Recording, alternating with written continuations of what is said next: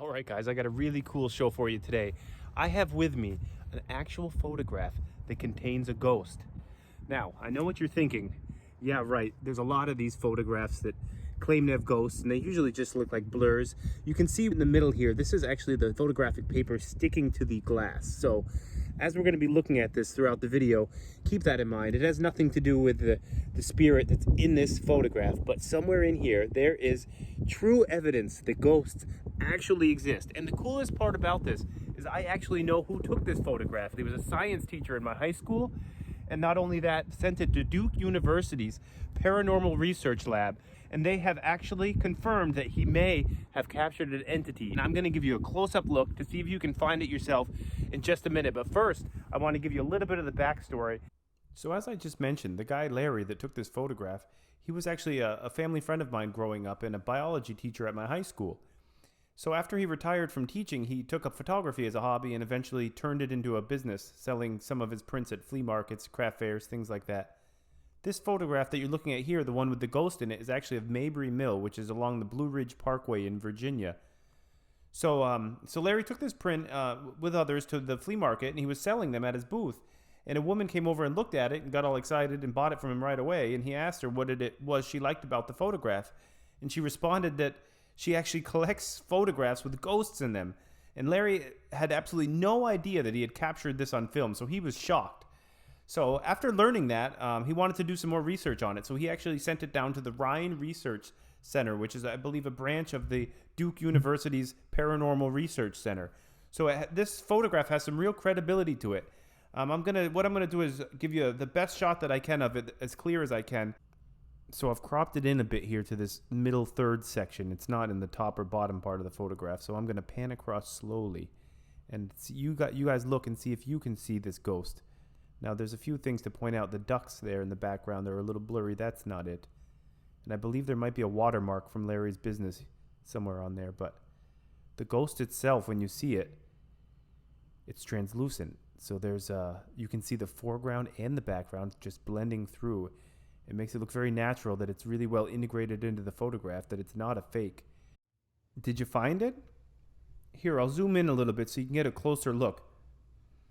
Now, interesting side note here. Actually, once Larry sent this down to the university and was having a conversation with them, they pointed out there may be another one or even two more apparitions in this photograph. So that's very interesting, and we'll get to that in a minute. But if you look just in the center of your screen, you see what looks like a woman standing behind the fence. She's wearing a long brown jacket and some type of denim skirt or denim jeans.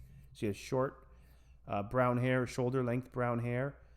Now, this is the original apparition that the woman from the flea market bought the photograph. She saw that, bought the photograph right there, was all excited about it, told Larry about it, and then after he sent it down to the university, as I just mentioned, they noticed more. So if you look up in the upper left-hand corner just above her, it almost looks like there's a man sticking his head out from behind the fence, kind of at an angle.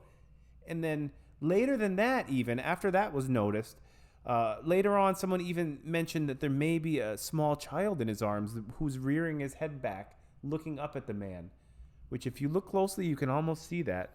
It's a little clearer in real life. I wish I could get a better... I don't actually have the negative or the actual photograph to scan, so I just had to take a video of the photograph, the framed photograph itself. So this is as clear as I can get it, but again, it's a really clear photograph here of the ghost, if that's what it is. It's really strange. And another thing to note here is that the clothing that they're wearing looks very dated.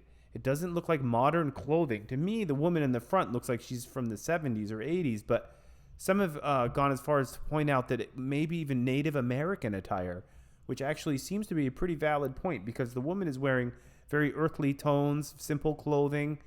She's got the browns, the blues. She has dark hair. Her skin looks maybe a little bit darker. And the gentleman in the background, it's hard to see what he's wearing, but he also has just a look about him that looks like from another world. It's not so modern, from time gone by. And it's really strange. But as you can see, these figures, the more you look at them, they become clearer and clearer. And the fact that they're so translucent that you can see the fence in front of them, but you can kind of see the leaves behind them as well. So they're really well blended and integrated into this photograph. It's as if they're actually in that atmosphere there. They're actually there, ghosts, and they've been caught on camera. It's unbelievable. Now, the first thing you're going to think when you see these two apparitions are, of course, maybe some type of double exposure, or because this is a long exposure photograph, which we saw with the ducks. You remember how the ducks were blurry? So if there were some people here, they may look like that. But of course, if that were the case, you would see a trail where they were to walk off or to leave the photograph as long as they were still in the view of the lens. So it doesn't seem as if that's what's happening here. And now let me take you over to the other evidence. Now, if you look just up top there, on the very top of the mill, there's a window. And there's nothing in the window. It's not as if there's a ghost hiding there or anything. It looks like maybe some of the glass panes are broken. But if you compare that to the reflection, the window, you see the difference? Really spooky. Now this debunks the theory that the other two apparitions are actually just from a long exposure or maybe some type of double exposure, because that wouldn't explain away this issue. You can see the window up here, nothing. The window down here, and even though it's upside down, if you were to turn it around, it almost looks like a head and shoulders, as if they're standing there in the window, which is really, really strange.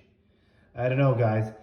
I don't know about you, but it gives me goosebumps, that's for sure. So now I'm going to share with you the correspondence between Larry and the folks at the Ryan Research Center.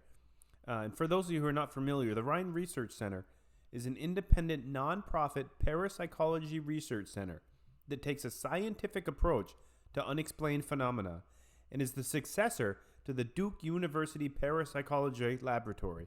So this is big stuff here. These people know what they're doing, and they took a serious look at this photograph, and I believe they even took a look at the negative as well. And here is their response. Subject, forward, Mabry Mill photograph. Please note attached. Larry called the Ryan today and asked if I had heard anything about his photo. My first day in the office since it was sent. He would be happy to hear your thoughts. The woman who saw the figure in the picture purchased it on site, as did 3 other people standing there. Remember, I told you she found it at the flea market. The figure he is speaking about is to the left of the building, behind the fence. The circle on the building at the wheel is his copyright marking. So if you saw something there, that was the copyright that I mentioned. Now, the conversation continues with this woman, Anne, replying to Rhonda. There does appear to be a figure standing at the fence. And to me, it appears to be a female with a blue dress or apron. I don't see the color blue anywhere else around the fence, which is interesting. This very well may be an apparition of some sort. I would be interested in learning more about the mill and its history. Signed, Anne. Now, back to Rhonda Bailey here. Rhonda Bailey, forwarded your picture to me. Oh, this is Larry, a gentleman named Larry speaking. Not Larry who took the photograph. This is Larry, one of the researchers. Rhonda forwarded your picture to me to study. I'm Larry, and I'm a Ryan Research Center volunteer. One of my other get busy and stay out of trouble hobbies is as a researcher for 2 credible paranormal organizations. You may have captured some upstaged paranormal photos. I will forward the photo to one of the other investigators to study and see if indeed it is what it appears to be, and I'll get back to you. So this gentleman seems to think it is as well, from what he can see. 2 people now have confirmed that it may be an apparition. Hello, Larry. At first glance, it seems like you may have caught a few things in that photo. Did you take it with a digital or 35mm camera? Do you have the negative, if by a 35mm? I sent a copy to one of my paranormal partners, and we blew it up and seen a few things that we would like to go out and investigate.